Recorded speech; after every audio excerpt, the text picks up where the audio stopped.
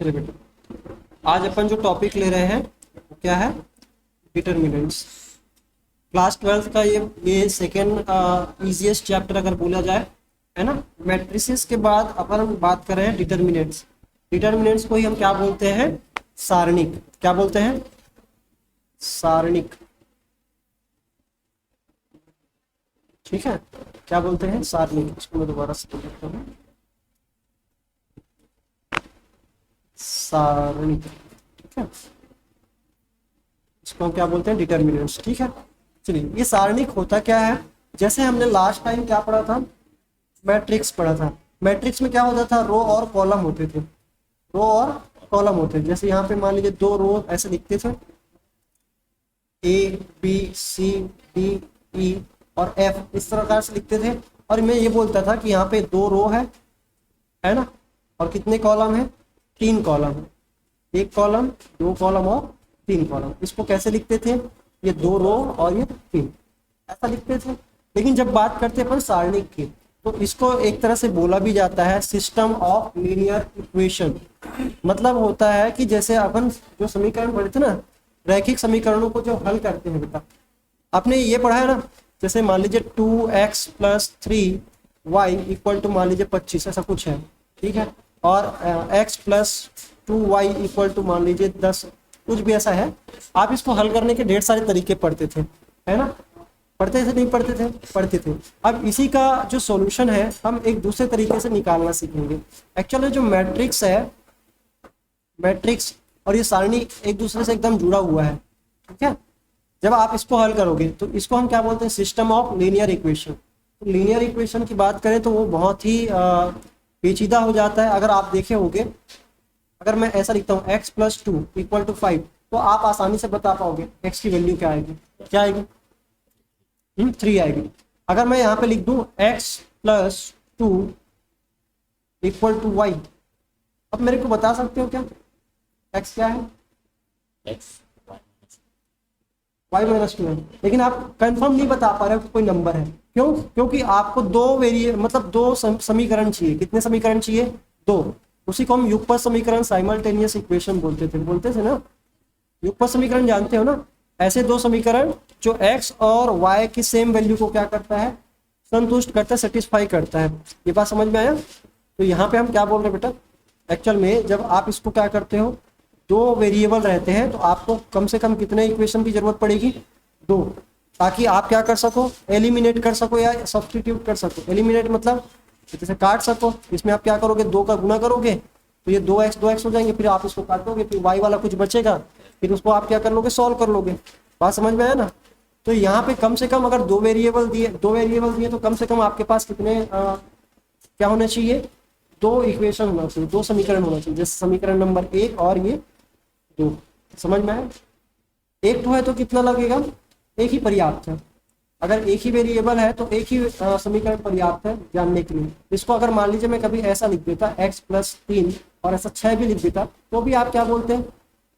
x की value हम इतने से ही निकाल पा रहे हैं कि नहीं निकाल पा रहे हैं? इसकी कोई जरूरत थी क्या? नहीं। तो ये अपन क्या बोल रहे हैं कि जब एक वेरिएबल होगा तो अपन एक समीकरण से हल कर लेंगे। 2 वेरिएबल होगा, कितने समीकरण लगेंगे? 2। और अगर 3 होगा तब, जैसे हम 3D की बात करते हैं, है ना, जब वेक्टर पढ़ते हो तो क्या बोलते हो? मान लीजिए 3x + 2y - z = मान लीजिए 5, ऐसा मैंने कुछ लिख दिया है। या x - 3y + 10 = 2, या x - 5y + 2z, यहाँ पे z लिखना भूल गया था, 2z = मान लीजिए 10, ऐसा कुछ भी है माइनस में। तो आपको जब 3 इक्वेशन हो, 3 वेरिएबल हो जाते हैं, कितने? 3 वेरिएबल हो जाते हैं x, y और z, तो आपको कम से कम कितने समीकरण लेने पड़ेंगे? 3। नहीं तो आप इसी तरह से उलझन में फंस जाओगे। जब ऐसे फंस गए थे ना, इसमें कोई आंसर आप नहीं बता सकते। आप x बताओगे तो y क्या है, और y बताओगे तो x क्या है। दोनों एक दूसरे पे क्या है, एक तरह से देखा जाए तो इसी को आप फंक्शन भी बोलते थे, जब इसको आप फंक्शन की तरह यूज करते थे। ये अलग बात है, अभी फिलहाल के लिए मैं आपको इस पर नहीं ले जाऊंगा। बात समझ में आया? मतलब हम जितने भी अगर बात करें अननोन वैल्यूज की, तो अपने को उतना ही क्या लेना पड़ेगा? समीकरण लेने पड़ेंगे। अगर 4 की बात करेंगे तो कितना समीकरण लेना पड़ेगा, 4 समीकरण लेना पड़ेगा। समझ में आया? तो बेटा अभी जब सारणिक पढ़ रहे हैं ना, तो यहाँ पे हमको कुछ इस प्रकार से लिखें। इसको कैसे लिखेंगे मैट्रिक्स में, देखो इस पूरे पार्ट को यहाँ से लेके यहाँ को, इसको हम कैसे लिखेंगे, इस तरह से जैसे लिखेंगे 2 3, केवल इसके गुणांकों को लिखेंगे ना, 1 गुना में है और यहाँ पे 2, ठीक है। और इसके जो x और y को हम इस प्रकार से लिख देंगे इक्वल टू 25 और ये समझ में आया। इसके पहले हमने इसी चीज को कैसे देखा था पता है ना, कि हम क्या बोलते थे, पहले वाले रो को पहले कॉलम के साथ, तो हमको यही मिलेगा जो अभी हम सॉल्व कर रहे हैं ना, वो वही मिलेगा। कहने का मतलब आप किसी भी एक 2 लीनियर इक्वेशन हो या 3 लीनियर इक्वेशन हो, तो उसको आप इस प्रकार से क्या कर सकते हो, लिख सकते हो। और इसी को हम बोलते हैं सिस्टम ऑफ लीनियर इक्वेशन। इसमें हम x और y की वैल्यू निकालने के लिए हम आगे इसका हल करेंगे। और इसके बाद ये डिटर्मिनेंट जो वर्ड आया है ना, आपने क्लास 10th में ये भी पढ़ रखा है पता है। जैसे मान लीजिए मैं लिखता हूँ कुछ एग्जाम्पल, मैं पुराना आपको दिलाता हूँ याद, ताकि आप रिलेट कर पाओ इस चीज को। जैसे मैं यहाँ पे लिख देता हूँ 3x + 2y, ठीक है, और यहाँ पे 10 लिख दिया, और यहाँ पे x - y, और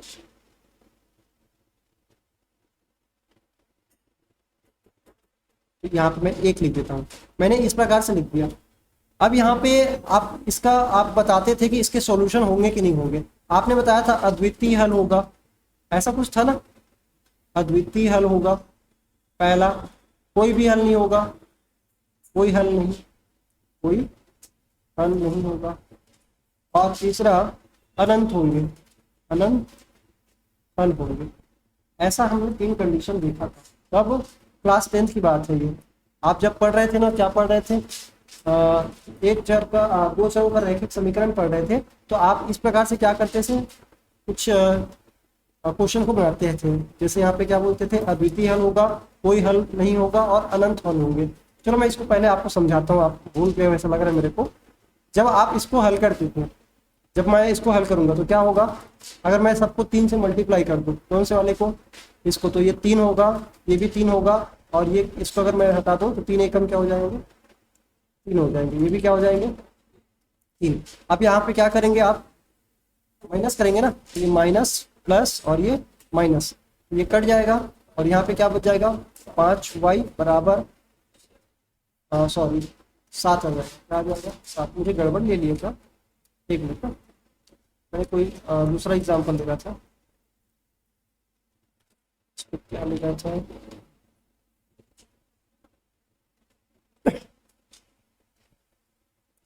चलो मैं यहाँ पे कुछ चेंज करता हूँ इसमें, ये हो गया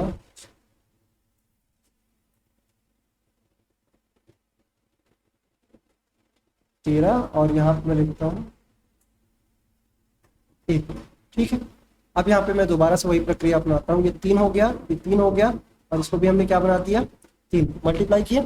अब ये कट जाएगा आसानी से, समझ में आया ना, ये कट जाएगा, और कितना बच जाएगा, 5, कितना बच जाएगा, 5, और ये y, और इधर क्या बच जाएगा, 10, क्योंकि 13 में 3 कम करोगे क्या हो जाएगा, 10 आएगा।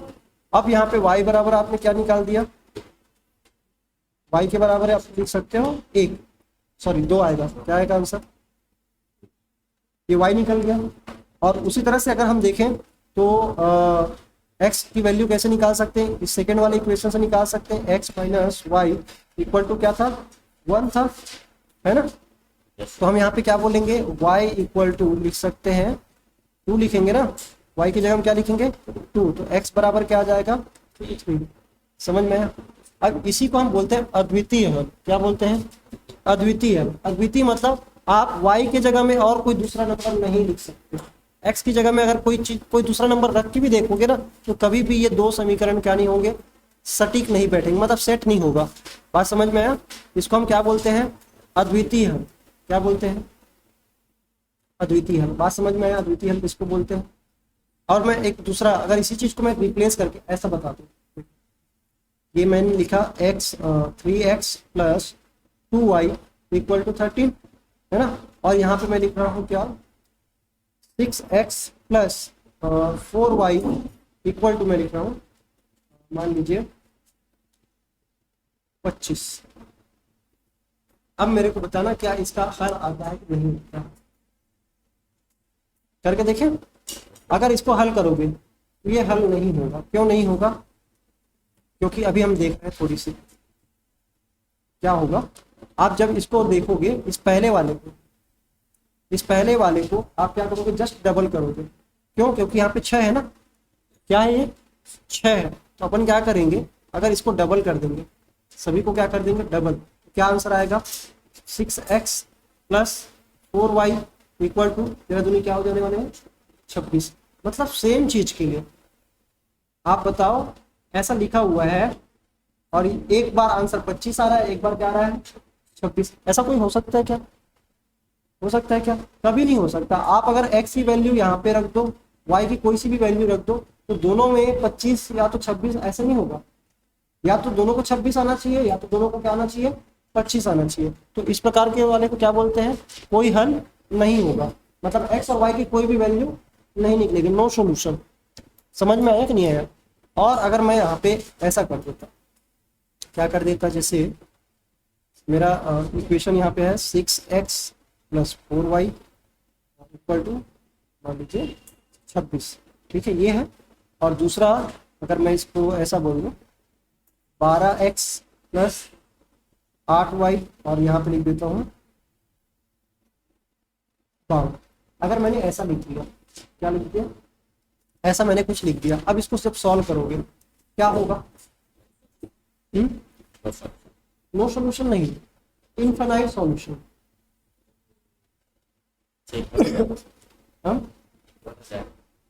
एक्चुअल में ये देखा जाए तो ये एक ही समीकरण के दो रूप हैं। एक ही समीकरण के जस्ट इसको डबल किया गया है, जस्ट इसको क्या किया गया है, डबल किया गया है।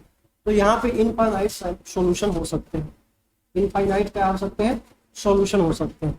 आप जब इसको सॉल्व करते थे, जैसे अगर इसको आप सॉल्व करोगे क्या होगा, एक ही इक्वेशन बच जाएगा, एक ही इक्वेशन बचेगा ना। क्या बचेगा 6x प्लस 4y, और यहाँ पे आ गया क्या 26। अब यहाँ पे x की वैल्यू रखते जाओ, y के हिसाब उसी हिसाब से क्या होते जाएंगे, चेंज होते जाएंगे। अगर x की जगह में मैं 1 रख दूँ, क्या रख दूँ 1, तो y की जगह में कुछ ना कुछ तो आएगा, कुछ आएगा कि नहीं आएगा, आएगा। अगर 2 रखूंगा फिर y चेंज हो जाएगा, 3 रखूंगा x की जगह में तो y फिर कोई दूसरा बन जाएगा। तो कहने का मतलब इसके लिए कई सारे सॉल्यूशन उपलब्ध है कि नहीं है। तो x जो है डिफरेंट वैल्यू को ले सकता है ऐसे कंडीशन में, इसको हम बोलते हैं अनंत हल। कितने हल होंगे, अनंत हल होंगे। बात समझ में आया? और इसी के लिए हमने बहुत सारे टर्म्स एंड कंडीशन देखे थे। क्या क्या कंडीशन देखे थे मैं बताता हूँ आपको, आप भूल चुके हो, उसको मैं रिवाइंड कराता हूँ। जब आपका कुछ इस प्रकार होता है, जैसे यहाँ पे हमने क्या लिया था पता है बेटा, ये 3 नहीं था ना, क्या था 3 नहीं था, यहाँ पे सिंपल ऐसे था और यहाँ पे 1 था। जब इस प्रकार से होता है तो हम यहाँ पे लिखते थे a1x plus b1y equal to c1 और a2x plus b2y equal to c2। अब इन्हीं में हमने क्या देखा था, रिश्ता देखा था। अभी ऊपर वाले को ध्यान में रखना ना इस चीज का। हमने इसी में क्या देखा था, जब a1 डिवाइड बाई a2, मतलब इनके गुणांकों को क्या करेंगे, इस प्रकार से रेशियो लेंगे, b1 डिवाइड बाई b2। अगर ये दोनों सेम नहीं है, इनका रेशियो सेम नहीं है, तो ऐसे कंडीशन में क्या आएंगे, अद्वितीय हल मिलेगा। जैसे कि यहाँ पे मिल रहा है, आप यहाँ पे लिखोगे ना 3/1 लिखो और यहाँ पे 2/-1 लिखो, क्या दोनों सेम आएंगे क्या? और इन्हीं के क्या आएंगे, एक कोई ना कोई हल निकलेगा और एक तो हल निकलेगा। कैसा निकलेगा, एक तो हल निकलेगा। तो ये कंडीशन कौन सा वाला हुआ, समझ में आया? ये वाला जो मैंने अभी बताई ये समझ में आया? ठीक है। और इस वाले के लिए जहाँ पे कोई भी हल नहीं होगा वहां पे क्या होगी कंडीशन, इस प्रकार से होगा। कैसे, हाँ, a1x plus b1y equal to c1 और a2x plus b2y equal to c2। अगर इस वाले के लिए देखा जाए जहाँ पे कोई भी सॉल्यूशन नहीं होगा, वहां पे क्या होता है पता है, a1 divide by a2 is equal to b1 divide by b2 is not equal to c1 divide by c2। अभी यही तो हो रहा था यहाँ पे पेचीदा काम। अगर ये दोनों 26 हो जाते हैं तो कोई दिक्कत नहीं था, दोनों 25 हो जाते हैं तो इनफाइनाइट क्या हो जाते हैं, सॉल्यूशन होते हैं, अनंत हल होते हैं। लेकिन दोनों अलग अलग कैसे वैल्यू दे सकते हैं, है ना। अगर आप देख रहे हो इधर वाला अगर हल करोगे और ये वाला भी, दोनों क्या है, सेम सेम है, तो इसके आंसर कैसे डिफरेंट हो सकते हैं, हो सकते हैं क्या। तो यहाँ पे इसका कोई भी हल नहीं निकलेगा। बात समझ में आया कि नहीं आया। तो ये कुछ रिश्ते हैं, अभी हम इसको डिटर्मिनेंट के माध्यम से सीखेंगे, ठीक है। और यहाँ पे ये वाला, यहाँ पे क्या दिख रहा है, एक ही देखा जाए तो a1 equal to a2, a1 divide by a2, b1 divide by b2 और c1 डिवाइड बाई c2, है कि नहीं। ये पूरा पूरा सेम टू सेम है। अगर आप 6/12 कर दो, 4/8 करो और 26/52, सबका 1/2 1/2 आएगा आंसर। सबका क्या आएगा, 1/2 1/2। तो ऐसी परिस्थिति में क्या होते हैं, अनंत हल होते हैं। क्या होते हैं, अनंत इनफाइनाइट सॉल्यूशन। अब ये समझ में आया कहानी क्या होता है। अभी आगे जब हम डिटर्मिनेंट से किसी भी लीनियर इक्वेशन को सॉल्व करेंगे तो इस डिटर्मिनेंट का वैल्यू हम इस चीज़ों को समझने के लिए यूज करेंगे कि हम डिटर्मिनेंट की सहायता से कैसे बता पाते हैं कि कोई भी लीनियर इक्वेशन का सॉल्यूशन होगा कि नहीं होगा। और जहां पे डिटर्मिनेंट की वैल्यू क्या हो जाएगी, जीरो। क्या हो जाएगी, जीरो। तो वहां पे कोई भी हल नहीं निकलेगा, वहां पे कोई भी हल नहीं निकलेगा। अभी कुछ एग्जाम्पल दिखाऊंगा आपको, फिर समझ में आ जाता है। समझ में आया यहाँ तक कहानी क्या थी, आया। इसीलिए आप देख रहे हो, जब मैंने ये दो इक्वेशन लिए थे, क्या लिए थे, कौन से दो इक्वेशन, ये दो इक्वेशन जब मैंने लिए थे तो इसका रूप कैसे दिख रहा था, 2x2 का। कैसा दिख रहा है, अगर 3 इक्वेशन लूंगा तो कैसे दिखेगा पता है, 3x3 का। तो कभी भी अपन सारणिक की बात करेंगे, किसकी, सारणिक की, तो वो हमेशा जो है ना कैसा रहेगा, वर्ग वाला रहेगा। कैसा वाला रहेगा, वर्ग वाला। मतलब या तो 1x1 का होगा, या तो 2x2 का होगा, या तो 3x3 का होगा। बात समझ में आया यहाँ तक, क्लियर है, ये कहानी क्लियर है। अब इसके बाद हम बात करते हैं, थोड़ा सा मैं इसको चेंज करता हूँ और अब बात करते हैं डिटर्मिनेंट्स को लिखते कैसे हैं। डिटर्मिनेंट्स, इसको हम सारणिक बोलते हैं। और यहाँ पे हम क्या बोलते हैं, अगर आप एक आव्यूह ले रहे हो, आव्यूह कैसा आव्यूह है, वर्ग आव्यूह है। कैसा आव्यूह है, वर्ग आव्यूह। आव्यूह की बात हमने कर रखी है, आव्यूह, ठीक है। ये अगर वर्ग आव्यूह है तो इसको अगर हम इस प्रकार से साइन में लिखते हैं, मॉड नहीं बोलेंगे इसको, दो इस सीधी लकीरों के बीच में अगर हम लिखते हैं तो इसको हम क्या बोलते हैं, डिटर्मिनेंट्स। क्या बोलते हैं, डिटर्मिनेंट्स। जैसे मान लीजिए एक आव्यूह है, इसका मान लीजिए कुछ एलिमेंट है 2 3 4 5, मान लीजिए कुछ एलिमेंट इस प्रकार से है। इसको अगर हम बोलेंगे इसका डिटर्मिनेंट बताओ इस आव्यूह ए का, तो हम कैसे बताएंगे, तो हम यहाँ पे इसको इस प्रकार से लिखेंगे, ए डिटर्मिनेंट ए, और इसको हम क्या लिखेंगे इस तरह से 2 3 4 और 5। समझ में आया। अब इसका हम क्या करेंगे, ऑर्डर करेंगे। क्या करेंगे, ऑर्डर। ऑर्डर हमने देखा है हर एक एलिमेंट का, इसको हम क्या बोलते हैं, एलिमेंट। हर एक एलिमेंट का अपना एक पोजीशन है। इसके पोजीशन को कैसे डिनोट करते हैं, जैसे इस वाले में इस 2 को क्या बोलेंगे पता है, इसको हम बोलेंगे A11। क्या बताएंगे, A11। क्यों 11, क्योंकि इसका पहला वाला बताता है रो और अगला वाला क्या बताता है, कॉलम। समझ में आया। और इसके 3 को क्या बोलेंगे, A12। पहला रो, पहला पंक्ति, दूसरा कॉलम, पहला पंक्ति दूसरा कॉलम। समझ में आया, पहला रो सेकंड कॉलम। और वही 4 के लिए क्या बोलेंगे, A21, दूसरा रो पहला कॉलम। और वही हम क्या बोलेंगे, A22। एकदम इजी है, कोई समस्या नहीं है। अगर मान लीजिए इसी को 3x3 के लिए बोलते हैं, इसके लिए मान लीजिए मैंने एक दूसरा एक डिटर्मिनेंट्स है जिसका 3x3 ऑर्डर है, मतलब 1 2 3 4 5 6 7, ये समझने के लिए लिख रहा हूँ ना अभी। हालांकि ऐसा कुछ एकदम सिंपल क्वेश्चन आता नहीं है। तो यहाँ पे अगर मुझे बताना पड़ा तो इसको प्रत्येक को कैसे लिखेंगे, यहाँ पे अपने को ना मैक्सिमम आपके 12th क्लास में 3x3 ऑर्डर तक के मैट्रिक्स डिटर्मिनेंट्स को देखने हैं। तो यहाँ पे इसको लिखेंगे A11 A12 A13। यहाँ पे इसको सेकंड वाले को क्या लिखेंगे, A21 A22 A23। और यहाँ पे A31 A32 और A33। समझ में आया? अब मान लीजिए ये ऐसा तो है, अगर मान लीजिए इससे भी ज़्यादा आपको बनाना है तो वो किस प्रकार से होंगे, इसको हम क्या बोलते हैं पता है ना, AIJ बोलते हैं। क्या बोलते हैं? AIJ, जहाँ पे I किसको डिनोट करता है, रो को, पंक्तियों की संख्या को, और J किसको डिनोट करता है, कॉलम की संख्या। समझ में आ रहा है? अगर इसको और पेचीदा करना पड़ा तो इसको इस प्रकार से लिखेंगे, शॉर्ट में मैं अगर बता दूं, A, अगर इसको M क्रॉस N का अगर बना रहे हैं, क्या बना रहे हैं, M क्रॉस N, लेकिन यहाँ पे M क्रॉस N नहीं बोलेंगे। क्यों? क्योंकि अभी हमने बात किया कि ये ओनली अप्लाई किस पे होता है, वर्ग आव्यूह पे होता है। किस पे होता है, वर्ग आव्यूह। तो यहाँ पे हम लिखेंगे N क्रॉस N, MN अलग अलग नहीं लिखेंगे, ठीक है। तो यहाँ पे लिखेंगे AIJ, इसको II लिखेंगे। क्या लिखेंगे बेटा, II। समझ में आया? AII। अगले वाले को क्या लिखेंगे, AI2। क्या लिखेंगे, AI2। अगले वाले को क्या लिखेंगे, AI2 नहीं लिख के इसको J भी लिख सकते हैं, क्या लिखेंगे, J, ठीक है। और इसको बढ़ाते चलेंगे, आपके बुक में कुछ इस प्रकार से दिया, मैं दिखाता हूँ, ठीक है। इस प्रकार से कहने का मतलब मेरा ये है कि इसको II है, फिर JJ होगा, फिर KK होगा, मतलब दोनों जो है कहीं ना कहीं जाके ANN पे जाके खत्म हो जाएगा। मतलब जितना यहाँ पे हम लेंगे ना नंबर, अगर ये 2 क्रॉस 2 का है तो 2 क्रॉस 2 में खत्म हो रहा है कि नहीं हो रहा है। अगर हम 3 क्रॉस 3 ले रहे हैं तो ये कहाँ पे खत्म हो रहा है, 3 में हो रहा है। तो वैसे ही अगर N क्रॉस N का लेंगे तो ये कहाँ पे खत्म हो जाएगा, NN पे खत्म हो जाएगा। सिंपल है, समझ में आया?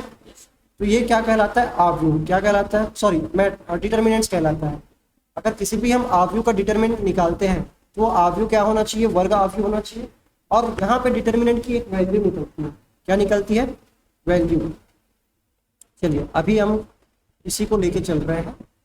अभी हमने थोड़ी देर पहले एक इक्वेशन देखा था, क्या लिखा था पता है ना, मैं यहाँ से निकालता हूँ, ये वाला हमने ये इक्वेशन लिया था, कौन सा,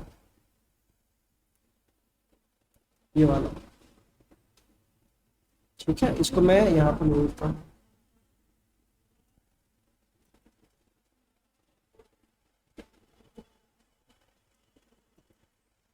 ये हमने इक्वेशन ले रखा था, ठीक है सर। अब इसको चेक करते हैं, क्या डिटर्मिनेंट की सहायता से इसका हम निकाल सकते हैं कि नहीं निकाल सकते, मतलब सॉल्यूशन पता कर सकते हैं कि नहीं कर सकते। डिटर्मिनेंट का मतलब होता है ना, निर्धारित करने वाला। क्या निर्धारित करने वाला, कि उसका आंसर है भी कि नहीं। अब इसको कैसे करेंगे पता है, चेक। इसको हम लिखेंगे इसके जगह में 3 2 1 और ऋण 1, 3 2 ऋण 1 और ऋण 1। और इसको चेक करने के लिए हम क्या करेंगे, इसका इसके साथ मल्टीप्लाई, है ना, माइनस करेंगे इसका इसके साथ। कैसे करेंगे, जैसे इसी को लिख रहे थे ना, कैसे लिख रहे थे, 3/1 इज नॉट इक्वल टू 2/-1। तो अपन क्या कर रहे हैं, यहाँ पे ऐसे लिखना पड़ेगा ना, इसका इसके साथ मल्टीप्लाई करेंगे, करेंगे कि नहीं करेंगे। मतलब यहाँ पे ऐसा लिखेंगे 3 × -1, और इस 1 का इधर जाके क्या हो जाएगा, मल्टीप्लाई होगा कि नहीं होगा। और यहाँ पे इसको ऐसा भी लिखा जा सकता है 3 × -1, है ना, माइनस इसको हम अगर इधर ट्रांसफर कर दें तो क्या होगा, क्या होगा बेटा, ये हो जाएगा -2 × 1 और इक्वल टू क्या होगा, 0। Is not equal to 0, sorry, is not equal to 0। अगर ये 0 के इक्वल नहीं आता है, 0 के इक्वल नहीं आता है, तब हम क्या बोलेंगे कि ये जो सॉल्यूशन पॉसिबल है। वही तो बोल रहे हैं ना अभी तक का, हम क्या बोल रहे हैं, ये होता है हमारा, जब कोई यूनिक सॉल्यूशन होगा तो इस प्रकार का इसका होना चाहिए। और इस प्रकार के रिश्ते होने के लिए क्या होना चाहिए कि पहले वाले का A, मतलब A1 इक्वल टू क्या बोल सकते हैं, B2। A1 इक्वल टू, है कि नहीं, वही जगह को ले रहे हैं ना। तो यहाँ पे हमने क्या किया, इसको क्रॉस मल्टीप्लाई किया। यहाँ तक क्लियर है ना, ये मैंने जो बनाया है, ये कहानी जो मैंने अभी बताई है वो समझ में आया आपको। अब इसके बाद इसको लिखा कैसे जाता है, यहाँ पे देखो, इसको हम कैसे करेंगे, इसका इसके साथ मल्टीप्लाई होगा, हो रहा है यहाँ पे, है ना, और फिर माइनस साइन लग रहा है बीच में, और फिर इसका इसके साथ मल्टीप्लाई हो रहा है। इसको हम इस प्रकार से लिखते हैं, कैसे, 3 × -1 -2 × +1। यहाँ पे क्या होगा, 3 इंटू -1 करेंगे क्या होगा, -3, और यहाँ पे -2 हो जाएगा। तो दोनों का आंसर क्या हो गया, -5, जो कि 0 के इक्वल। अगर ये 0 के इक्वल आ जाता तो क्या होता, कोई भी सॉल्यूशन नहीं होता। इससे तो ये कंफर्म हो जाता है कि हमारा डिटर्मिनेंट हमको क्या देता है, ये बताता है कि हमारे जो ये इक्वेशन है, समीकरण है, उसके आंसर आएंगे भी कि नहीं। समझ में आया कहानी। अब यहाँ पे मैं उस वाले क्वेश्चन को लेता हूँ जहाँ पे मैंने क्या ये बताया था, जैसे लिया था 3, यहाँ पे लिया था 6x + 4y = लिया था 25 लिया था, और एक क्या लिया था 12x प्लस क्या लिया था 8y ना, क्या लिया था 8y और =26, ऐसे लिए थे, है ना। अब यहाँ पे कोई भी सॉल्यूशन नहीं है, मतलब मैं ये बोलूँ कि 6 / 12 = 4 / 8 इक्वल। अब ये अगर इक्वल होता, अगर ये इक्वल होता, मतलब ये ऐसा बोला जाए ये 25 और ये 26 है, अगर ये इक्वल होता तो अनंत हल होते, लेकिन ये इक्वल नहीं है ना, है क्या, इक्वल नहीं है। इन दोनों का अगर देखा जाए तो इसका हो जाएगा 1/2, इसका भी क्या हो जाएगा 1/2, जो कि 25/26 के बराबर है क्या, नहीं है ना। तो अपन क्या बोलेंगे, यहाँ पे अगर इतने को ले लें, इसको मल्टीप्लाई करेंगे और इसको इसके साथ मल्टीप्लाई करेंगे तो क्या आएगा आंसर। तो यहाँ पे हम लिख सकते हैं 1 × 26 लिख सकते हैं, और इसको नॉट इक्वल क्या लिखेंगे 25 × 2, और इसको जैसे हम ट्रांसफर करके इधर लिखेंगे तो क्या हो गया 1 × 26 और -25 × 2 इज नॉट इक्वल टू 0। अगर ऐसा कुछ होता है, ऐसा कुछ होता है, तब क्या होंगे, तब क्या होंगे हमारे अनंत हल होंगे, क्या होंगे अनंत हल होंगे। या इन दोनों को अगर भी देखोगे ना, इन दोनों को देखोगे तो क्या होना चाहिए पता है, अगर देखा जाए 1/2 = 1/2, तो ये इसके आंसर क्या आएंगे पता है ना, 0 आएंगे। कैसे 0 आएंगे, मैं अगर इन दोनों बस को ले लूँ, इन दोनों बस को ले लूँ तो ऐसा लिख सकते हैं ना 1/2 -1/2 = 0, इधर ट्रांसफर होगा जो, है कि नहीं। तो जहाँ पे अगर मैं देखूं तो ये x के गुणांक थे ना, और ये y के गुणांक है, तो इनके गुणांकों का जो अनुपात हमने लिया है, अगर इसको अगर हम सॉल्व करें तो इस प्रकार से जब इसको सॉल्व करेंगे तो इनका आंसर क्या आना चाहिए 0। तो जहाँ पे हमारा डिटर्मिनेंट क्या हो जाएगा 0, क्या हो जाएगा 0, तो वहाँ पे हम बोलेंगे उसका कोई भी सॉल्यूशन नहीं है। समझ में आया। तो इसको अगर सॉल्व करोगे तो कैसे करोगे, देखो यहाँ पे हम क्या लिखेंगे पता है, यहाँ पे लिखेंगे 6, यहाँ पे लिखेंगे 12, यहाँ पे लिखेंगे 4 और यहाँ पे लिखेंगे 8। समझ में आया कैसे लिखा मैंने। अब यहाँ पे इसको आपस में मल्टीप्लाई करो तो क्या हो जाएगा 6 × 8 करोगे, माइनस करोगे 4 × 12, तो ये क्या हो गया 8 × 6 = 48, और यहाँ पे 12 × 4 = 48। आंसर क्या आ गया, प्रूफ हो गया ना। मतलब डिटर्मिनेंट से हमको क्या पता चलता है कि कोई भी समीकरण का हल होगा भी कि नहीं। अगर उसका आंसर 0 आ गया तो हम क्या बोलेंगे कि उसका कोई भी हल नहीं है, और अगर और कुछ आ जाता है तो हम क्या बोलेंगे कुछ ना कुछ हल निकलेगा। समझ में आया। चलो, तो यहाँ तक उम्मीद करता हूँ आपको बहुत ही अच्छे से क्लियर होगा, और इसके बाद हम और भी इसके टॉपिक्स को कवर करेंगे। तो सबसे पहले आपको ये समझ में आ गया होगा कि डिटर्मिनेंट्स का रोल क्या है लिनियर इक्वेशन को सॉल्व करने का, है ना। चलिए, इसके बाद अगर आप कुछ लिखना चाहें तो इसको लिख सकते हैं। मैं इसको जूम आउट करके दिखा देता हूँ आपको, इसको आप नोट कर लीजिए अपने तरफ से, ठीक है।